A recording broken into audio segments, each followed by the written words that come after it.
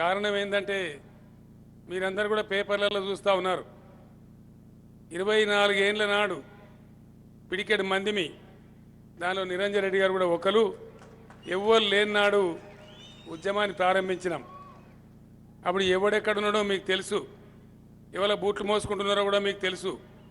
కానీ ఇవాళ కేసీఆర్, నువ్వు కొడంగల్కు రా నీకు దమ్ముంటే అని ఒకడు, నువ్వు గాంధీ బొమ్మ కాడికి రా అని ఇంకోడు, 119 నియోజకవర్గాల్లో కేసీఆర్లు ఉన్నారు కదా. ఇదేంటి వనపర్తి కేసీఆర్ నా పక్కన నిలబడి ఉన్నాడు కదా ఇక్కడ.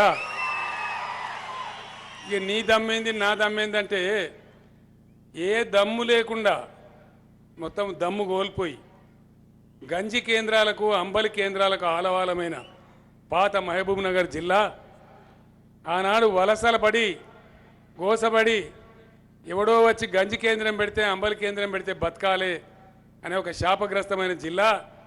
ఆనాడు మేము పక్షుల్లాగా తిరుగుతూ ఉంటే ఈనాడు ఉన్న నాయకులు ఎక్కడున్నారో మీకు తెలుసు. ఇలా అవాకులు చెవాకులు చిన్నంతరం లేకుండా పెద్దంతరం లేకుండా నోటికొచ్చినట్టు వాగే వాళ్ళు ఎవరో వాళ్ళు ఏం పనిలో ఉన్నారో మీకు తెలుసు. మేము తిరిగిన నాడు ఎవరు లేరు, ధైర్యం లేదు, మంది లేరు, నాయకులు లేరు, మంత్రి పదవులు లేవు.